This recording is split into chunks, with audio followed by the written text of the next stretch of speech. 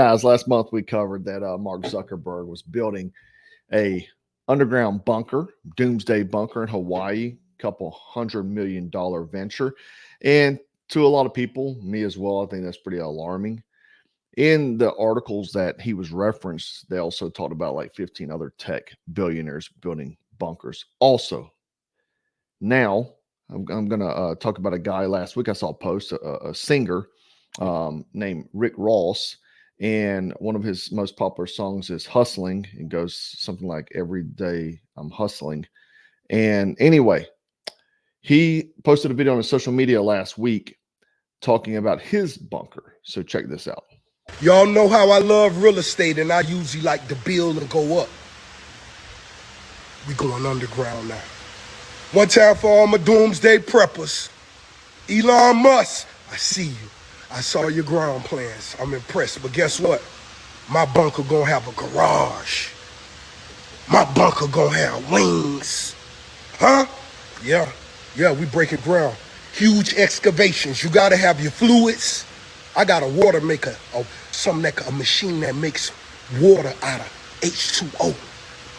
I got a water maker. We got our canned goods. So if you're thinking the brothers ain't ready, we ready. I'm excavating. He's excavating. So if this doesn't tell you anything, well, one, that you don't have to be intelligent to be rich, H2O in the water. But the thing is that you have singers now getting bunkers. You had tech billionaires, Jeff Bezos. I mean, this has to be a warning that something's coming. These people are privileged to know. They're in the know of a lot of different things that we may not. They have information we may not have, right? So guys that you would not normally think of to be doomsday preppers, even reference doomsday prepping, you have to ask yourself, like what's really going on? And then another singer named Meek Mill weighed in on reports of Zuckerberg's bunker that began circulating. He says, if you can't smell something's coming, you a peckerhead. He wrote while quoting a tweet about the project. Even he is saying that if you can't smell something's coming, you're an idiot. Something's coming, guys. He mentioned Elon Musk. Rick Ross did. He mentioned Elon Musk having a bunker as well. Now, that's not been reported anywhere. Nobody's heard about that. If this shouldn't tell you something, like, you should wake up. The other thing is another notable singer, Post Malone. Post Malone's net worth, Rapper's Mansion, has an underground bunker with 30 beds. So you have these people. Now, they have a lot of money, but these are not normal people that you would consider in being into preparedness, right? They could be into a gazillion other things, right? This would be the last thing that crossed my mind. They could spend this money on Lamborghinis, Ferraris, mansions, women, jewelry. They could spend it on all these things, but they're building bunkers. That should tell you something, guys. And the other thing is about this is that I'm going to show you a video here. Josh Duhamel, famous actor, model. I think he was a model, then became an actor.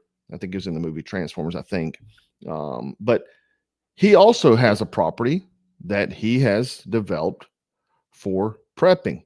Let me show you the video.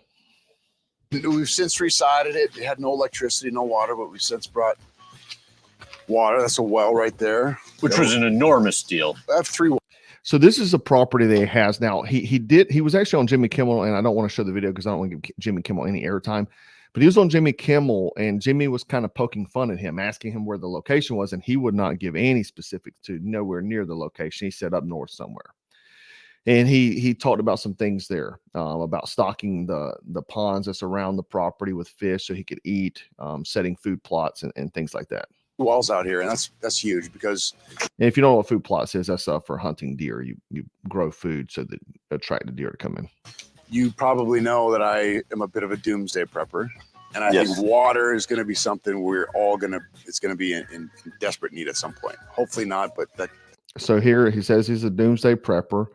Let me get it up here to the 4:25-minute mark. He talks a little bit more about it. Hunted growing up, so part of being out here. I have this fear of, having to move out here and live off the land. I don't know if that's ever going to happen, but I just feel like it's a skill that I need to learn how to do.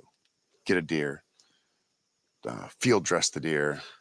And, this is part of doing that is creating a space for the deer. So now he's taking a different approach. Okay. So he's not building a bunker, but he's building more of a bug out retreat that he can essentially self-sustain. Now, I think this is probably a better option. But most wealthy folks are not going to want to, take on this type of venture. We'll come and forage all the acorns and the clover and, turnips and radishes and all that kind of stuff that you can plant. So what role did that Patriots book play into your thinking? A lot. Patriots, A Guide to Surviving the Coming Collapse, I think it's called. We live in a really delicate society where, we lose our cell phones, we're all going to lose our goddamn minds. Right. If the market crashes, we can't get our hands on fuel or food. So this is legitimate concerns, right? Everybody should be thinking about like this man, like these wealthy elites. Now, it may not be practical for many of us to have a underground bunker with wings and garages and H2O to water makers. But the thing is that this should let you know that you should take preparedness seriously. These folks are I'm into preparedness, right? You're probably into preparedness. These folks are not into preparedness. However, they're spending loads of money to prepare for something. They obviously know something is coming. They have a good idea and they want to live through it, right? So you have to think about what kind of precautions you can take. And we'll talk about those in a moment, but having a bug out location would probably be much easier than building a bunker. Bunker would be great. That'd be best case scenario, but many people that's not in your budget. But just being prepared and having the mindset to be in these situations. I'm gonna post up a comment of a follower here, and he was saying that Jack, thank you for all you do. You possibly saved my life. You always saying be strapped and be dangerous. I took that to heart. I've had a gun on me every day the past 3 years now because of the other day I was at Home Depot. As I was walking out, 2 men from Nigeria walked up to me wanting work. I said, sorry, I got nothing for you. So I walked to my car and put my wood in the back. As soon as I shut my trunk, one of them came up to me asking me for money very aggressively. I used the cart as a barrier to keep him from getting close to me while his buddy was sneaking up behind me. I grabbed my gun and able to fend them off. No shots were fired and nobody was hurt. Thanks again for always encouraging everybody to be strapped and dangerous. You never know when that day is going to come. And if you're not strapped every day, the day you're going to need is the day you're not going to have it. Absolutely. Always be strapped and dangerous. And this is part of having the mindset, right? You can have bunkers, right? The thing is, these wealthy elites, they can have a bunker, but if they don't have the mindset, they're not going to survive long term. They don't have the skill sets, the soft skills. And just having that knowledge and just being prepared, right? This is a different scenario, but it's still the same thing, being prepared. This guy probably dealing with some illegal immigrants that Biden allowed across the border to want to try to attack him, and he was able to defend himself. So what we have is preparedness on various levels. So always being prepared, always staying strapped and dangerous. We have to be prepared, being frosty, looking around, making sure that, nobody's trying to harm us, all the way up to being prepared. So what is the reality of it? Having bug out locations, keeping your family prepared, having the tools, having ways to procure water, have food, way to defend yourself, have a pace plan in the event you need to leave an area, leave your home, have these things in order before, not after the situation arises. Okay. So that's one reason why. And we're still doing a promotion with Nutrient Survival. We've done it this whole month, but we've got two different kits here. We've got three different possibilities you can choose. But we have a 10-day food supply bucket, and you get your BSS limited edition patch there, so that way you can signal friendlies. But you can get these items that you can store away. So you may not be able to build a bunker, but you'll have these items in case you need them. We also have a long-term food storage kit. So basically you pick a bunch of number 10 cans, 6 number 10 cans, and you get a free patch while supplies last. But get the things you need. This way you can stock up for your, your pantry, what have you. But this is the number 10 can here. You can stock up with these. I'll put the link in the description below. Make sure you grab them. And again, you'll get our limited edition patch there, the BSS patch. This is a limited edition one. If it'll focus, maybe it's too close. There it goes. Boom. That way you can rock it on your plate carrier, let friendlies know who you are.